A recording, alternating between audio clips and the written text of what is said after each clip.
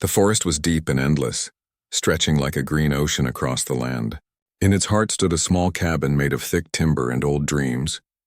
A man lived there, alone, quiet, and hidden from the rest of the world. His name was Miles. He was a lumberjack, a simple man who spent his days cutting wood and repairing the small cabin he called home. Years ago, he had lived among people. He had seen cities, wars, and the cruelty of both. But after the last war ended, he wanted nothing more to do with them.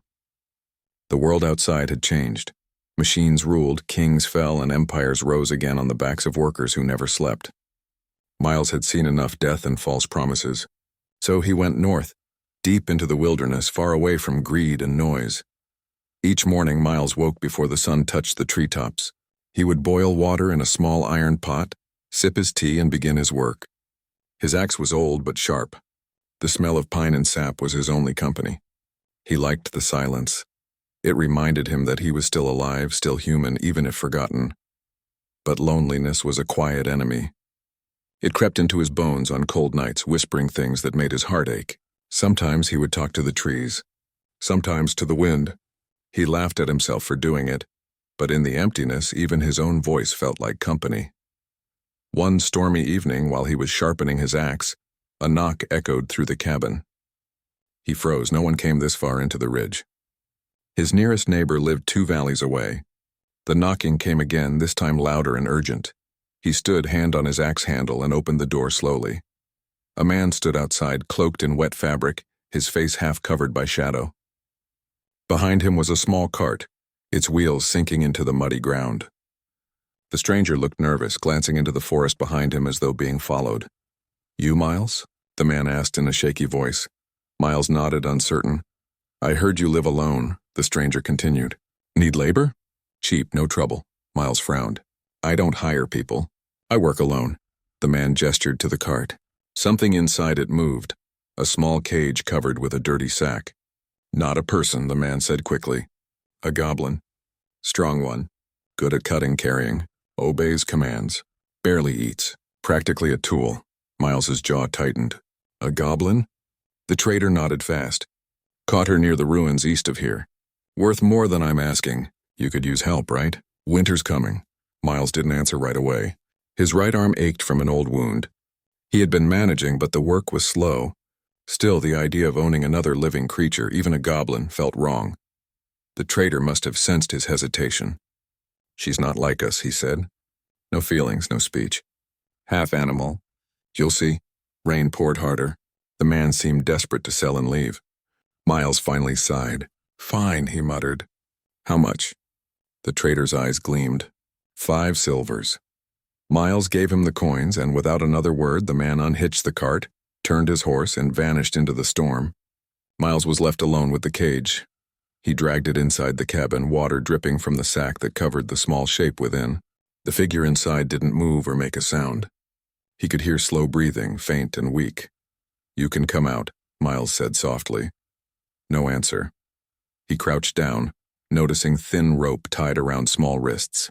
The ropes were tight, too tight. His frown deepened. Slowly, he reached out and loosened the knots. The creature flinched. He stopped. "Easy," he said gently. "I won't hurt you." Still no response. The figure trembled, curled into itself. Miles hesitated, then carefully lifted the sack away. The sight that met his eyes froze him in place. It wasn't a goblin. It was a young woman. Her skin, though dirty and pale, was smooth and human. Her hair was long, silver in color, tangled and matted with mud. Her ears were slightly pointed, not fully human but not monstrous either. Her eyes, wide with fear, glowed faintly green under the lantern light. She gasped when she saw him, crawling backward against the wall, shaking violently. "Don't touch me," she whispered, her voice raw and trembling. Miles raised his hands.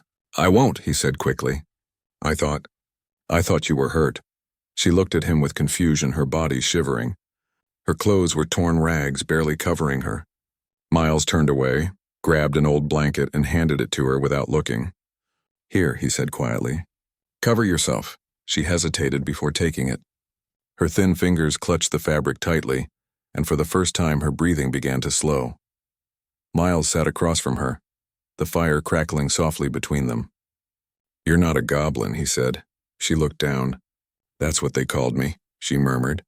"After they changed me," his brow furrowed. "Changed you? Who?" She didn't answer right away. Her eyes flicked toward the window, toward the dark forest outside. "The men in white," she said finally. "The ones with machines. They took me from the ruins. Said I was compatible. They wanted to make a soldier that could heal fast and see in the dark. I was one of many." Miles's stomach twisted. He had heard of secret war experiments during his time as a soldier, places where scientists mixed human genes with alien ones found in crash sites. The government denied it, but everyone in the army had whispered about it. Most subjects were said to have died. He stared at her, realization dawning. "You escaped," she nodded weakly. "The lab burned. I ran." "They'll come again." Miles leaned back, trying to understand. "You're saying they're looking for you?" Her voice dropped to a whisper. "They always come." A sudden gust of wind shook the cabin. The old wooden beams creaked. Miles glanced at the window and thought he heard something distant, like engines low and heavy rumbling beneath the storm. He dismissed it at first, thinking it was thunder. He poured a cup of warm water and handed it to her. She took it hesitantly, her hands trembling as she drank. "You have a name?" he asked. She hesitated. "They called me Subject 9, she said softly. "But before that, I think it was Ilara." "Ilara," Miles repeated quietly. The name sounded gentle, almost out of place in this cold, broken world. "You're safe here, Ilara. I don't know who those men are, but they won't find you in these woods." She looked up, eyes filled with doubt. "You don't understand. They always find me. They have machines that smell the air, track the heartbeat." Miles stood, checking the door locks. "Then they'll have to deal with me first," he said simply.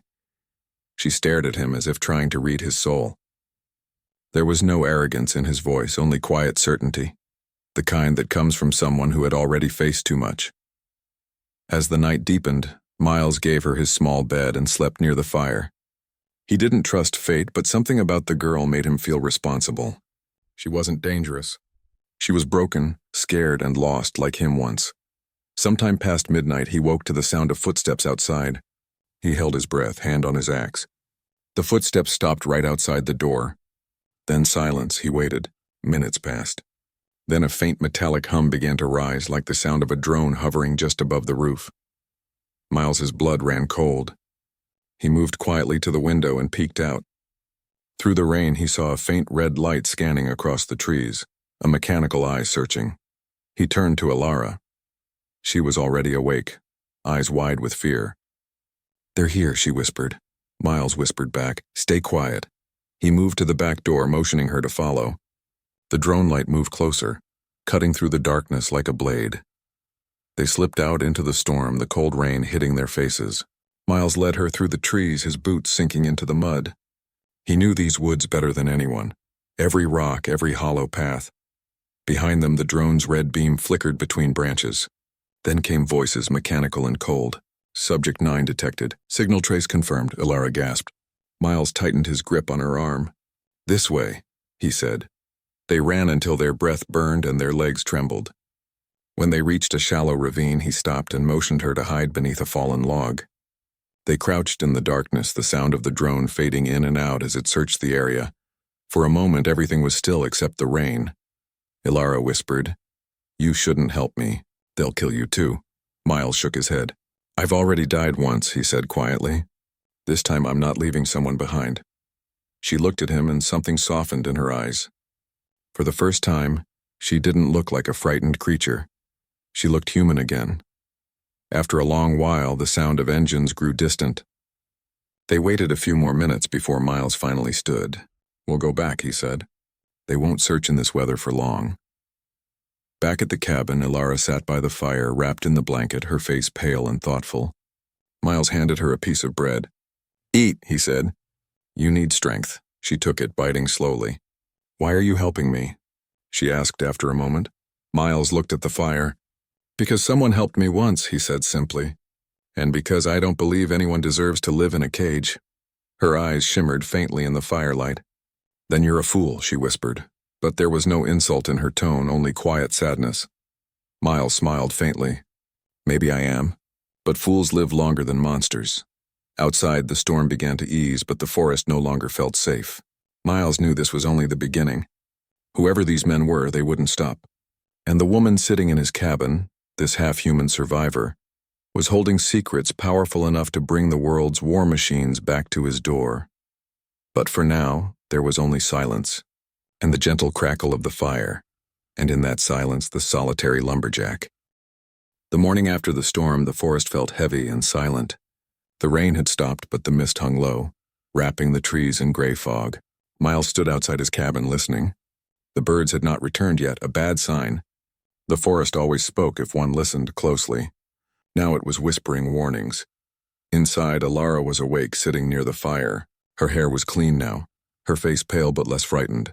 She looked around the small cabin as if trying to memorize it, like someone who knew she might not stay long. Miles entered quietly, carrying a bucket of water. "You slept?" he asked. She nodded slightly. "A little. I kept hearing engines." "They're gone for now," he said. "But they'll come again." Alara lowered her eyes. "They never stop. They track the signal inside me." He frowned. "Signal?" She placed a hand on her neck. "It's buried under the skin. Something they planted to watch me." Miles set the bucket down. "Then we'll take it out." Her eyes widened. "You can't, it's fused into the bone." He thought for a long moment. "Maybe not the usual way," he said. "But I know a man who might help. He used to fix battlefield tech, lives south of the ridge near the river. If we can reach him, he might know what to do." Alara hesitated. "It's dangerous," he gave a small smile. "So is chopping trees in a storm. I'll manage." They packed what little they could, some bread, dried meat, a lantern, and Miles's axe, which he strapped across his back. The sun barely showed through the thick fog as they started their journey down the narrow path through the forest. Alara walked silently behind him. Her bare feet barely made a sound on the wet ground. She moved with a strange grace, almost unnatural. Miles noticed but said nothing. Her eyes scanned the forest constantly, watching shadows, listening for sounds he couldn't hear. After some time, he said quietly, "You move like a soldier." She looked surprised. "I wasn't one. They wanted me to be, but I escaped before they finished." Miles nodded. "Sometimes escaping is the hardest part of war." They walked for hours, crossing streams and climbing over fallen logs. As evening approached, they reached the edge of a rocky valley. From here, the view opened to distant hills glowing orange under the sunset. It was beautiful but dangerous. The open ground meant no cover from the sky.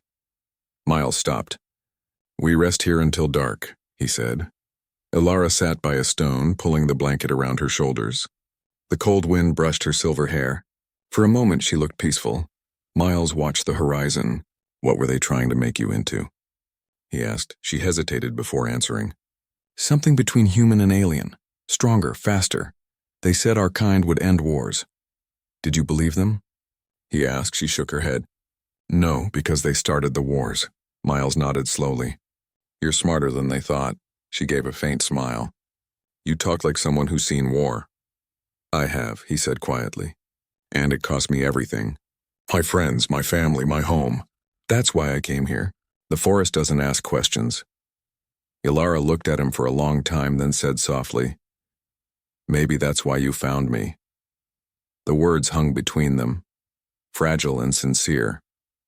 Night came. They lit a small fire hidden behind rocks. Miles sat sharpening his axe while Alara stared into the flames. "Do you ever think about going back?" she asked suddenly. "Back where?" he said. "To the cities?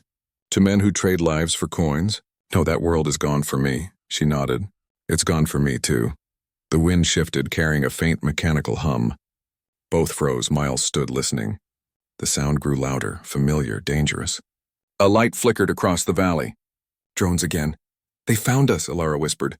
Miles grabbed his axe. "Run for the trees," he said. They sprinted into the dark forest, the sound of engines behind them. Red lights cut through the branches. The air buzzed with the electric hum of machines. Alara stumbled, falling to her knees. Miles pulled her up. "Keep moving!" From above, a voice echoed through a speaker. Subject 9, surrender. "You will not be harmed." Alara's breath hitched. "That's a lie," she said. Miles threw a stone at the nearest drone. It hit the lens, cracking it. The drone spiraled into the trees and exploded. "They'll have to earn it," he said. They ran deeper until they reached an old wooden bridge over a ravine.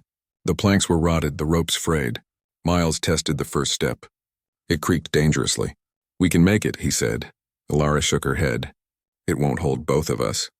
"We don't have time," he said firmly. "Go." She ran across lightly, her steps quick. The bridge swayed. When she reached the other side, Miles followed, the wood groaning under his weight. Halfway through, a beam of red light struck near his feet, burning through a rope. "Miles!" Alara cried. He jumped the last few steps as the bridge collapsed behind him, crashing into the ravine below. They both fell to the ground, breathing hard. Alara looked back. "You could have left me." He shook his head. "I told you before, I don't leave people behind." They moved again, slower now, following a stream that led south. The forest grew denser and the air turned cold. Hours later, they reached an old shed covered in moss. Miles smiled faintly. "We're close. The mechanic's place is ahead." When they arrived, the cabin looked deserted. The door was half broken, and strange wires hung from the ceiling. Inside, everything smelled like metal and oil. A man with gray hair and a mechanical arm appeared from behind a workbench. He squinted. "Miles? By the gods, you're still alive." "Barely," Miles said. "I need your help." The man's eyes fell on Alara. "Who's this?" "Someone the army wants back," Miles replied. "She's got a tracker inside." "Can you remove it?" The mechanic rubbed his chin. "Depends where it is." Alara stepped forward, brushing her hair aside to show the back of her neck. A faint green light pulsed beneath the skin. The man whistled softly. "That's military-grade biotech." "Dangerous to touch. But maybe I can jam it." He rummaged through a pile of devices, pulling out a small metal plate. "Hold still," he said, attaching it gently to her neck. The light flickered, then dimmed. "There. That should hide your signal for a while." Alara sighed in relief. "Thank you," the man nodded. "You'll need to leave this region." "They won't stop." Miles glanced at Alara. "We can go to the northern pass." "Too cold for machines," the mechanic frowned. "That's suicide." "The pass hasn't been used in years." Miles smiled faintly. "Then they won't look there." The old man looked between them, then shrugged. "You've always been stubborn." "Take the snow gear in the back. You'll need it." They left before dawn, moving north through frozen ground. The sky was gray, the trees dusted with frost. Alara walked beside Miles, her breath visible in the cold air. After a while, she said softly, "You're risking everything for me." "Why?" He thought for a moment. "Because when I took off that sack, I didn't see a monster. I saw someone who deserved a chance." She looked away quickly, blinking fast as if hiding emotion. "You don't know what they made me do," she whispered. "It doesn't matter," he said. "You're human enough to care. That's what counts." They continued upward through the mountain path. Snow began to fall slow and soft. For a brief moment, the world felt peaceful again. But peace never lasted long. A flash of light cut through the snow. A drone descending fast. Miles pushed Alara behind a rock as a beam of energy scorched the ground. "They found us again," she said. "Then we fight," Miles replied, gripping his axe. The drone swooped low. Miles threw the axe with all his strength. It struck the drone's core, sending sparks flying. The machine crashed into the rocks and exploded. Alara stared in disbelief. "You destroyed it." "Old habits," he said, breathing hard. But more engines roared in the distance. "Too many." Alara turned to him, eyes wide. "Go without me." "I'll draw them away." Miles shook his head. "No, we finish this together." She stepped closer. "If they catch me, they'll take you too, please." He met her gaze. "Alara, I fought for orders once. I won't do it again. I fight for people now." She stared at him, something changing in her expression, a quiet trust. "Then we make them regret coming." They set a trap near the ridge, using fallen logs and snow-covered rocks. As the machines approached, Miles stood firm, gripping his axe like a soldier facing the last battle. Alara knelt beside him, her hands glowing faintly green, her strange energy pulsing. When the first drone appeared, she raised her hand. The air shimmered and a blast of light erupted from her palm, striking the drone down. The next two followed, burning bright against the snow. Miles swung his axe at another that came too close, the blade cutting through its metal shell. Sparks showered the snow. For a few minutes, the forest burned with light and fury. Then silence returned. Smoke rose from the destroyed machines, black against the white snow. Miles looked around, chest heaving. That all of them? Ilara nodded weakly, her knees shaking. For now, he caught her as she stumbled. Easy, he said. She looked up at him, eyes full of exhaustion and wonder. You're not afraid of me, he smiled faintly. You're the only thing in this world worth not fearing. They stayed on the ridge until the sun rose, its light turning the snow into silver. For the first time, Ilara didn't look haunted. She looked alive. Miles placed his hand on her shoulder. No more running, he said. We make this place ours, she smiled softly. Then maybe I wasn't found by mistake. The wind howled over the mountains, carrying away the scent of smoke and war. The machines had fallen silent, their masters far behind. And there, in the quiet snow, a lonely lumberjack and the woman once called a monster began a new life, proof that even in a world built on fear, humanity